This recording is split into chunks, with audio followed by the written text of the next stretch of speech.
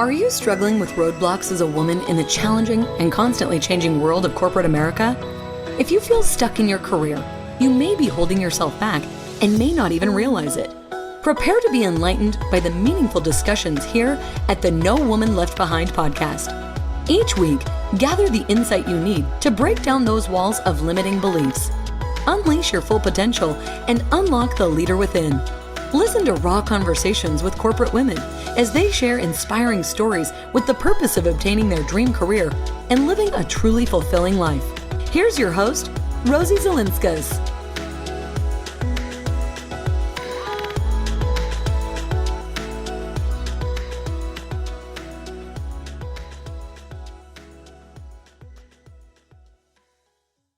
Hey everyone, welcome back. I am over the moon today to have our guest, Jodi Bondi Norgaard. Jodi and I spoke at the Women in Insurance Conference together back in March of this year. And when I heard her speak, I just knew that I had to have her on my show. Jodi is going to talk about her journey towards creating a company that challenges traditional gender roles in toys. She's going to talk to us about an eye-opening moment in a toy store that led her down a path that she was not expecting. And Jodi is going to shed some light on the importance of challenging societal norms and advocating for gender equality. Jodi Bondi Norgaard is an entrepreneur, author, keynote speaker, feminist advocate, and an expert in creating change in breaking gender stereotypes. Her forthcoming book, More Than a Doll, makes the case that gender stereotypes in childhood are more destructive than our culture perceives, and in fact stands in the way of gender equality. If you have young children at home, I encourage you to please listen to this episode because it is absolutely eye-opening. So with that, stay tuned for my conversation with Jodi.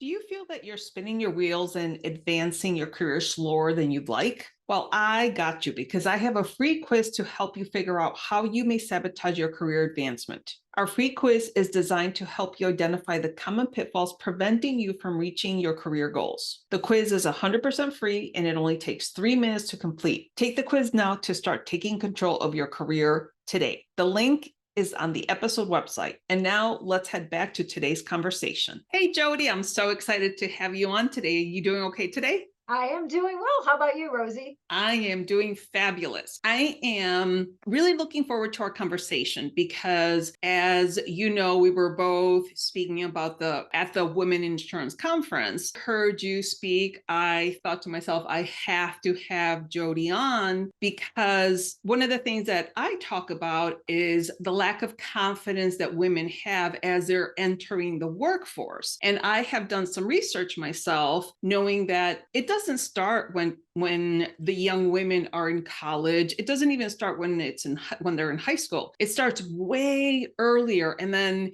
again, when I heard you speak, I'm like, oh, we need to have this conversation because you started your journey started by going to buy a toy, right? So let's start there. How did you start your journey? Because you are trying to make sure that we have gender equality, and that's what I'm all about. So let's start with your story. Tell us the story about the toy. So when I always had these gender issues on my radar, but like many of us, you just kind of, you see it, you're like, I'm not sure what I can do about it. And you just move through life, right? This is the way it is. Boy, it, bums me out. It makes me angry, but I don't know what I'm going to do about it until I had this aha moment in the toy store. So my daughter is with me and she had just gotten done playing soccer. So she's dressed in her soccer uniform. Her hair is in all crazy, messy pigtails. And she has, rosy cheeks from exertion. And she has her cleats on. And, I always tell this story because I want people to know she looked like a normal kid on a Saturday afternoon. So that's what I'm trying to describe. So we're going into the toy store because she needed a wrapped gift for a party she was attending in 30 minutes, right? So parents all know that feeling, like that panic feeling like I'm going to get this done, but I need to do it fast. So she's running behind me and we're going up and down the toy aisle when, a line of dolls just stopped me in my tracks. They had on short skirts, crop top, belly button ring, big hair, lots of makeup. I pick up one of the dolls. I look at my daughter. I open the hang tag and the name on the hang tag is Lovely Lola. So at that moment, I knew there wasn't one parent out there that wanted their daughter to look, act, or be called Lovely Lola. So I decided to do something about it. And I did. I bought the doll. I actually have it in my drawer. Do you want me to pull it out? Do you want people to see? Sure, I know it's a it's great like, well, visual. okay, all right, hold on. I keep her next to me because I bought the doll. So this is what it looked like. And her name is Lovely Lola. So this is what I decided, like, what are we marketing to our girls? This is awful. This is horrible. And so I bought the doll as I'm scolding all the salespeople saying, this is not a good doll for girls. It's sexy. We should not be marketing sex to girls. And, they're like, lady, we're 16. And I'm like, whatever. And my daughter's running behind me and saying, Mom, is that the doll for Maddie? Is that her birthday gift? I'm like, no. I'm just buying it to show Dad. I really need to show Dad. That was the story. I mean, that was it. That's like the straw that broke the camel's back. Like all these things throughout my life that just kept adding up. And then when I had my 3 kids, my daughter being in the middle and being 9 at the time, I was like, I'm done. I think I got to do something. Yes. Because I don't want her growing up or my boys growing up in this world that she has to work twice as hard as they do to in her career and her job and in anything in life. Our starting line is just that much further behind. Exactly. And for those listeners, Jodi pulled out a doll and the doll has like red lipstick on with long blonde hair, kind of wavy with like a frilly sweater. And you're absolutely right. And I have to tell you, Jodi, I am guilty of back then. So I have 2 children. When my daughter was, 3, 4, 5, I would buy those dolls because there weren't any other alternatives. And she's like, Mom, this one. And then you're right. I have those vivid, moments in the toy aisle. And you're like, oh my gosh, is this, all there is? And kudos to you for following through and making a difference. So from that incident, I know that it took you some time to create the Go-Go Sports Girls line. And so tell me about how you came up with that concept, because you're focusing on sports girls. So tell me a little bit about that. Well, the name of my company was Dream Big Toy Company. And so my thought was it was an umbrella, right? So underneath Dream Big Toy Company, I would have Go-Go Sports Girls, Go-Go Sports Boys, music girl, music boy, cooking girl. It was just all about, embracing a child's interest, because we're all, complicated, diverse in such a beautiful way that we, I saw how these things, we pigeonhole kids into being a certain way. Right. Masculine, Right. top football player, girls don't get dirty, you're be sweet and kind and raise your hand when you want to speak. So I didn't, that was the model of my business, but I had to start somewhere. Right. So I had always been involved in sports my entire life. I was never great at anything, but I always was pretty good at everything. And I just enjoyed it. Right. It was like my meditation. When I'd go run, I'd realize I'd come home. I was a better mom. I was a better wife, a friend. I liked myself better. I cleared my head. So I saw the benefits of exercise, not only physically, but mentally too. So I had to I decided to start with the sports dolls. And at the time too, I was coaching a program called Girls on the Run, which is an amazing program, and saw the positive impact on the girls with this running program. But I didn't know anything about designing, marketing, shipping, manufacturing. So I did have to learn how to do it all. And I asked a lot of questions. I had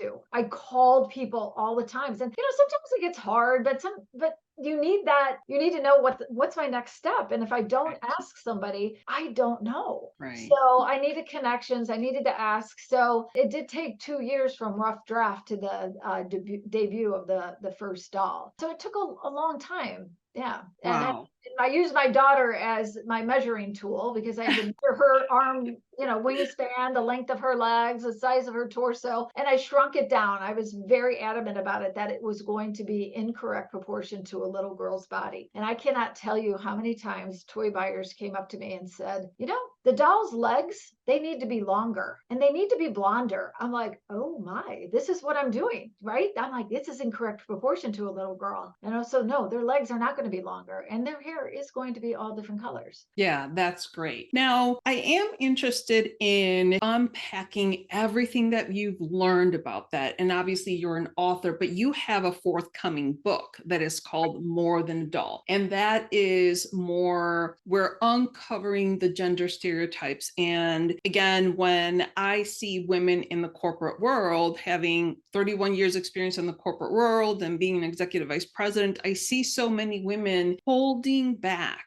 And essentially, they're sabotaging their careers, unknowingly sabotaging their careers by not asking questions, speaking up. And that goes all the way back. And so can you talk to me a little bit about what you have experienced, what you have witnessed, and a little bit about your forthcoming book? I guess what I have realized throughout my journey is that the stereotype, the programming starts early and the impact is lifelong. And we are programmed to be the good little girl. I mean, when I was younger, I was told that my kindness, now we're going back to elementary school, my kindness, my inclusion of others, my thoughtfulness was my strength. And, my teachers relied upon me. I was that good little girl that sat there and I helped out. But as I got older, I was told that my kindness that I thought was my strength, that I was told that was my strength, my compassion towards others was my weakness. And that I was going to get eaten up and chewed out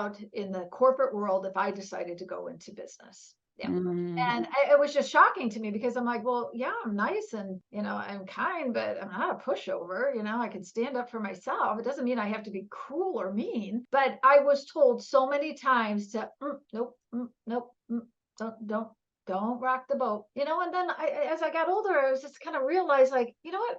I have a lot of good thoughts and I've been told a lot in my life just to, go to the sidelines. Don't talk too much, right? And, once you're told that over and over and over, you start to believe, is there any truth in that? Maybe I should.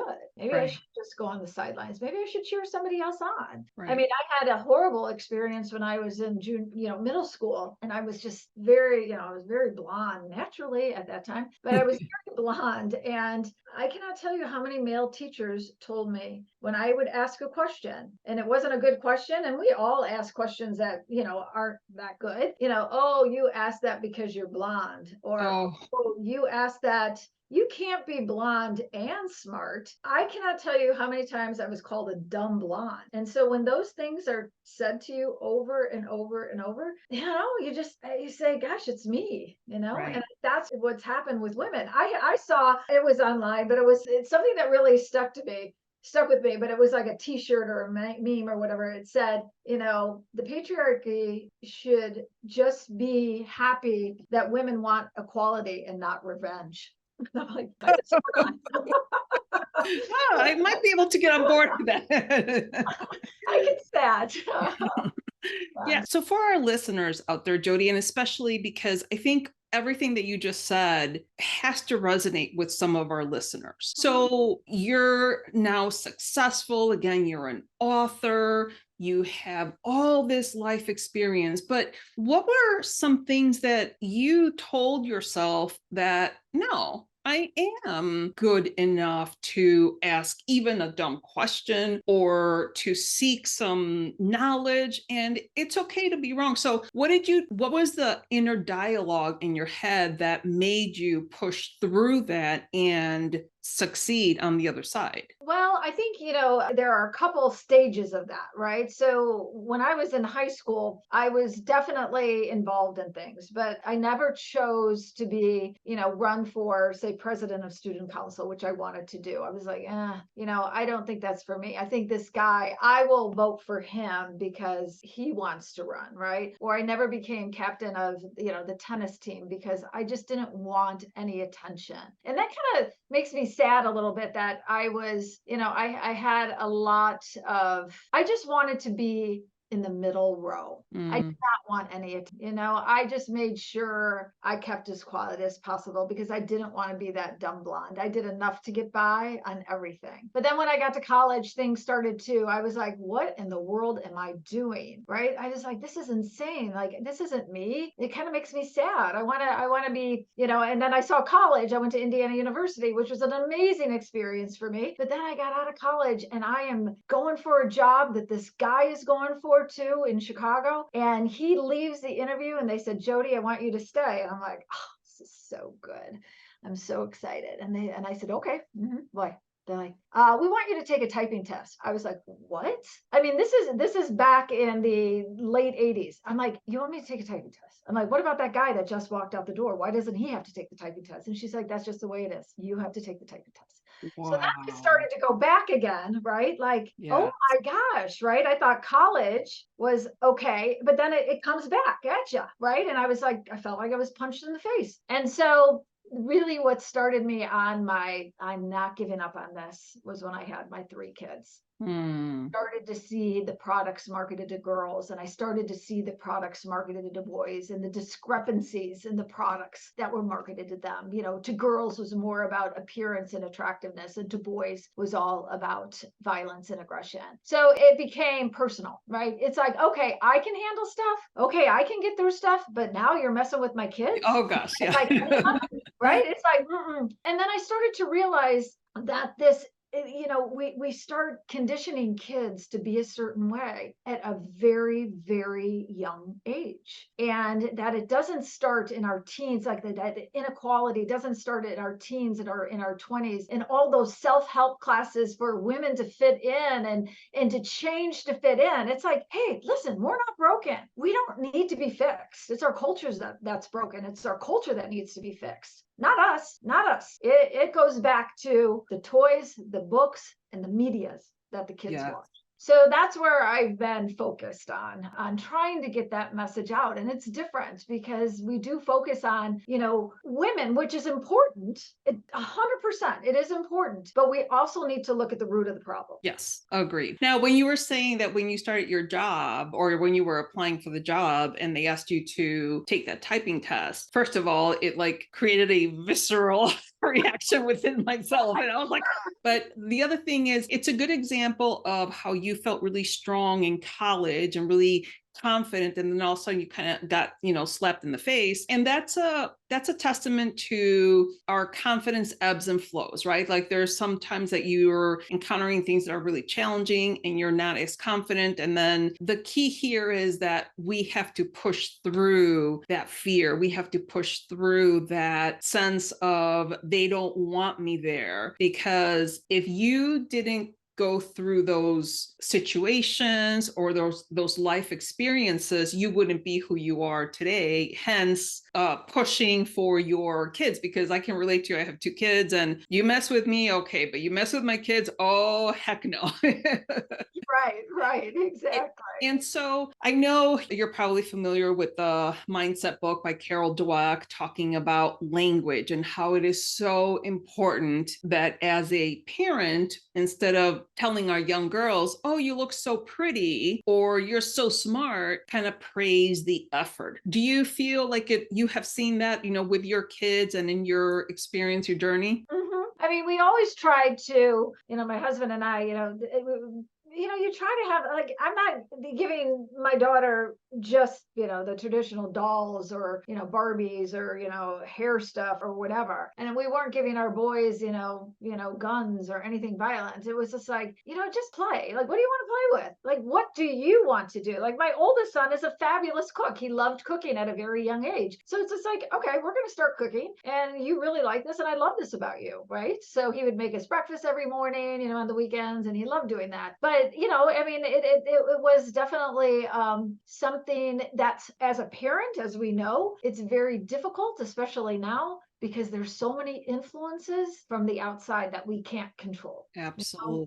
What are these kids doing? Like the rates of, eating disorders are going up for young girls. I mean, they're seeing them as young as the age of 4 and 5 and 6. Like, what is going on? Like, we need to get a handle on this. So you can be the best parent in the world and still have to fight these battles of outside influences, which are very difficult. And I think today more than ever, parents have to be so vigilant of like what their kids are watching, because there's so much, like you said, negative influential materials out there that you really have to take a look. And honestly, like, I'm so happy that my kids were kind of like at the tail end of when all of the social media started, being like 22 and 24. But I am so grateful that I didn't have to do that whole social media when they were really, really young, because it is so hard to keep control, and just stuff that they hear at school, right?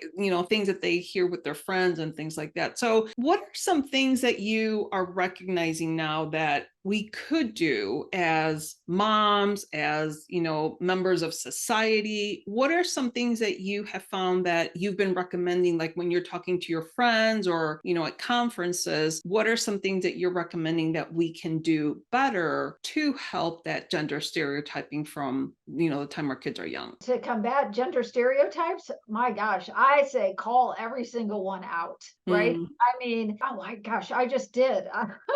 Anyway, I have, connections with the misrepresentation. It's G4, and I'm going to call them out on your podcast. They had the most horrific sexualization, objectification of women in their ads that I have seen in 20 years. It is, so if you go to either my my like social media pages, or misrepresentations social media, it is awful. So what do? I call them out, right? On social media. Misrepresentation calls them out on social media. The amount of women in traction that went to the G4 social media and called them out, someone's in trouble. So they're listening, companies are listening, so call them out. I don't think that people understand how much power we have as consumers, right? So if you don't want it, if it doesn't look good, and I know it's difficult because, like you said, Rosie, buying dolls for your daughter, it's like there's no choices out there. And that's what I was trying to give. Right. Kid was a choice on the toy aisle. Okay, keep the fashion dolls, the 72 fashion dolls are not going to go away, but let's give them a choice. Let's give them a sports doll. Let's see what happens, right?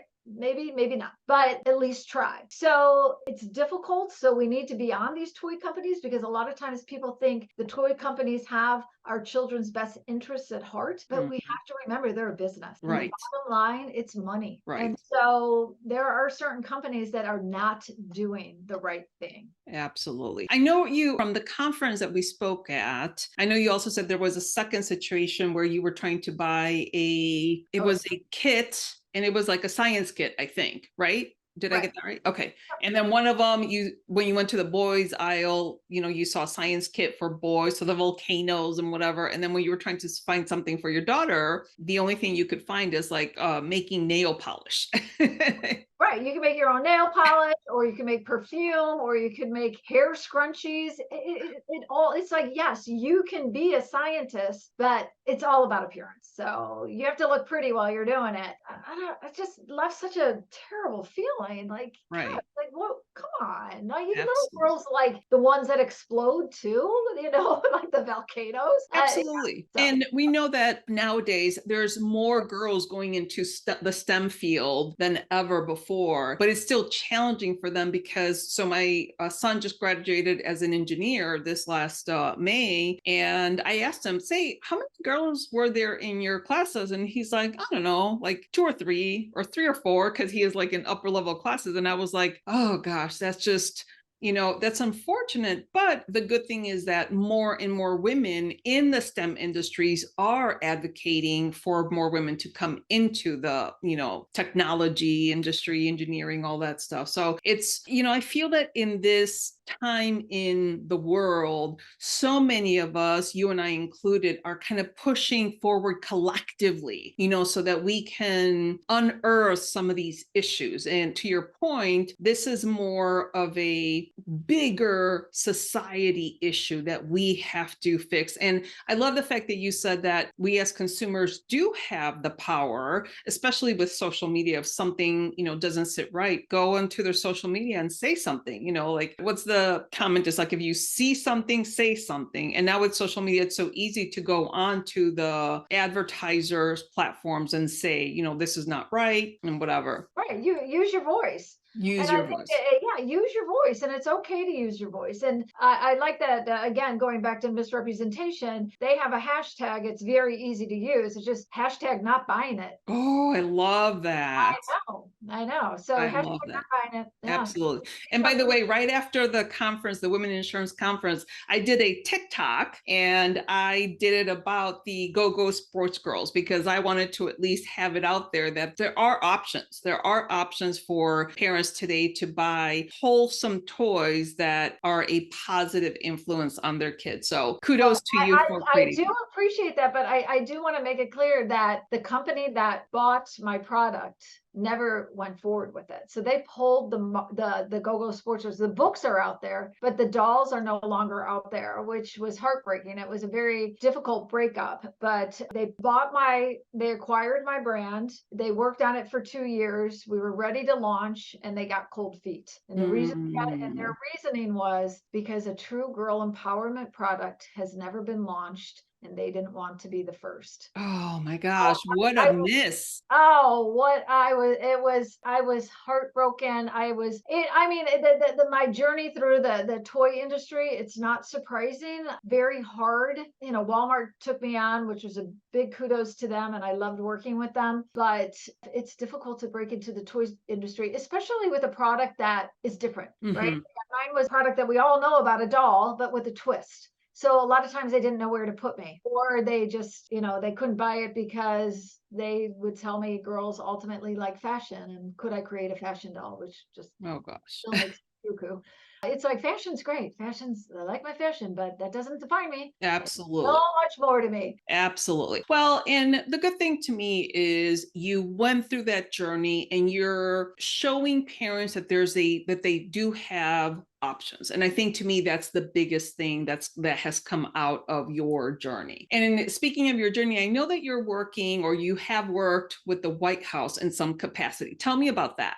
Yes. So in 2016, I was invited to the White House twice to participate in conferences on breaking down gender stereotype in media and toys, which was amazing. Unfortunately, it was called the Department of Women and Girls, and that department was shut down during the Trump era. And then during the Biden administration, Biden started the Gender Policy Council, and Jennifer Klein is the head of that. So I am working with them on, policy as it relates to toys and media, and, hopefully some social media in there as well, because from 2016 to now, it's really changed, but it's very hard to keep up with too. I'm meeting with them in a few weeks, so I'm hopeful to know more, because I did do a study along with my partner is Laurel Wider, and she is the founder of Wonder Crew, which is a line of dolls for boys, and it's absolutely fabulous, and she's done a wonderful job. And the reason she started it, to tell her story in very, very quickly, her son came home from preschool, and he was very sad, and she said, well,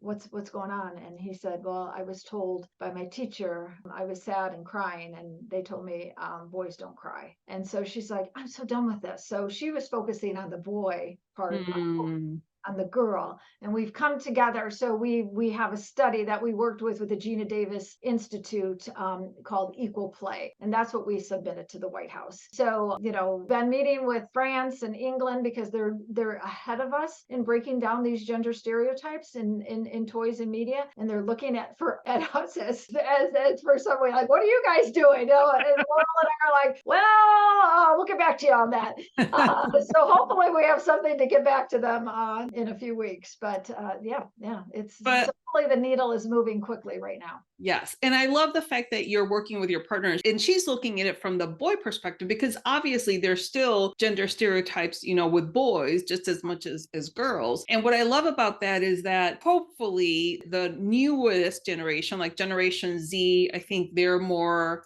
as the kids say, woke, more accepting of people. And now the next generation, which they're calling Generation Alpha, I really do hope that they are the first generation where they don't see those gender issues, or they don't highlight the differences as much as we have. So kudos to you both for pushing through that journey, because gosh, navigating the toy industry as a consumer is bad enough. I can't imagine trying to work with all the toy manufacturers who are just in it to make a profit, like you said. So that right. I'm sure was very challenging. And so what are your next steps as far as your journey in highlighting the gender stereotypes and how toxic and critical they are from the very beginning of our lives till now? Like, what are your next steps? Well, I would say,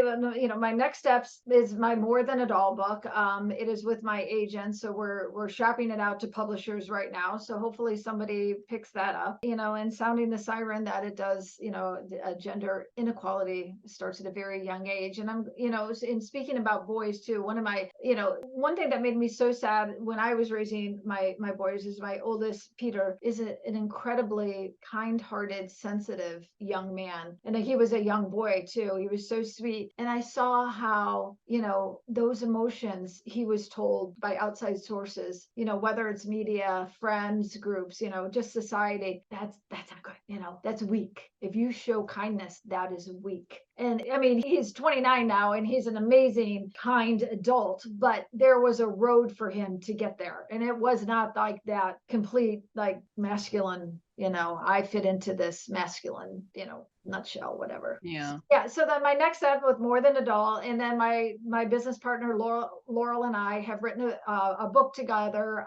It's a children's book series that we started called Benny and Bee. And so what we're doing is that we are tackling DEI, diversity and inclusion, mainly in a children's book in a very subtle, funny way. So we've gotten some very good feedback. So we just finished our first book, and that's with our agent as well, and shopping that one out to publishers. And yay, we did get a endorsement by Sesame Street. So it's a good book. That's amazing. Congratulations, Jodi. I'm so excited for you. It's just about, making a difference. How do you make, it's just been a puzzle. Like, it's hard. It's hard to make a difference. It's hard to create change. It's hard to challenge the status quo. It's very hard to challenge the status quo. It is, but you're doing it. You and your partner are doing it. And I think the bigger picture is we have to keep doing it. You have to keep telling your story. And I'm sure, kind of like every speaker where you kind of get sick and tired of your story, but not everybody has heard your story. Like when I heard you speak a couple months ago, it was the first time that I heard you and I was exposed to you. And I'm like, okay, I need to get on my podcast. We need to get this message out. And it's just so important for all of us to realize that how we behave in business, whether you have your own business or you're in the corporate world or you work for a small entrepreneur, then how you show up matters. And it all kind of boils down to how you were raised, how your parents spoke to you, what exposure you had in school. So all of those things. And the more we can educate our parents and even our younger girls. I had read something like girls' confidence peaks at age 9, which is so unfortunate. It's just terrible. And then one of my podcast guests highlighted that when girls are in their 30s and they're trying to advance in that corporate world, that's kind of when they start focusing on their confidence again, because they're busy living, between 9 and like mid 30s. And so the focus is you need to hone your confidence. You need to work at it because it's not something that comes natural. Again, with all the society, telling you how you should be. So it's really important. And I think for the first time, again, so many women are helping each other. And I just read a quote from Madeline Albright that says, there's a special place in hell for women that don't help other women. So Right. And for those who do, there's a special place of honor. yes. So yeah, absolutely. Absolutely. And going back to your 9-year-old statement, it's so true that girls' confidence peak at the age of 9, and then they start, thinking that they should look, act, and feel a certain way. So they go down this path that may not be their natural to them path, but a path that they feel society wants them to be on. And then also by the age of 5, those stereotypes are so deeply ingrained in our children that little girls start believing that their gender can't do as much as the male gender. So it's very heartbreaking. And I just kind of look at it too, is like, look at how freaking kick-ass women are with all this that we go through. Yes. And we still come out on top. Yes. So Warren Buffett said one of my favorite quotes. He said, look at what our country has accomplished using half its talent. And imagine what we would accomplish if we pulled women off the sideline. Yes. I love that so much because I know, I get it, like kind of sort of, that it's hard to give up power, like the patriarchy, it's hard to give up power. But when women are at the table, whether it be business, socially, volunteer, family, the outcomes for everyone are more prosperous, more peaceful. I mean, there are studies after studies that show that this works. Yes. But so I do think that women supporting women is huge. I know that, one of the ways to do it is, and I said this at the conference, is the amplification strategy, because I know personally, I'm not a loud talker by any means. And I have found within my life that I get talked over by some men, whether they be in my family, whether they be in my business or in business. But I have seen that when women will step in and repeat what the other woman said, making sure her voice is heard, her idea is heard, her idea isn't taken by a man, then it works. It works. So I love that.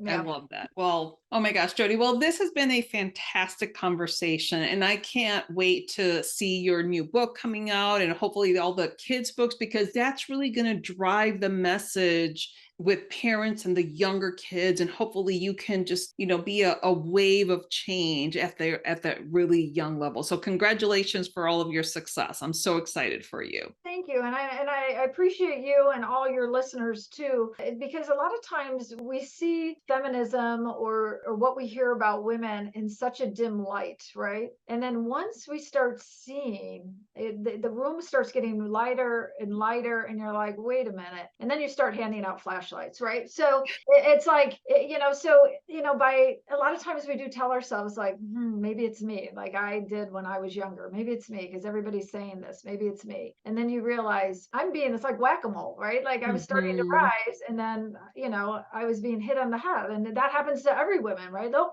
you're getting too high. Yep. Whack you down. Oh gosh, yeah. So anyway, sure. yeah. So I appreciate all you do too, supporting women. Well, thank you. And Jodi, are there maybe any two final things, two concrete ideas that you can leave our listeners with from our conversation today? I think, one thing that I do want to stress is trust yourself, trust your guts. I have learned that women have amazing intuition. And when it comes to think of it like this way, when a woman is feeling creeped out, I'm going to go to the creep factor, right? Because we've all been through there, whether we feel like we're being followed, stared at. Men don't go through this. Our spidey senses go out, right? Mm-hmm. We are 99.9999999% correct. Our Mm. gut is telling us you are correct. Follow your gut.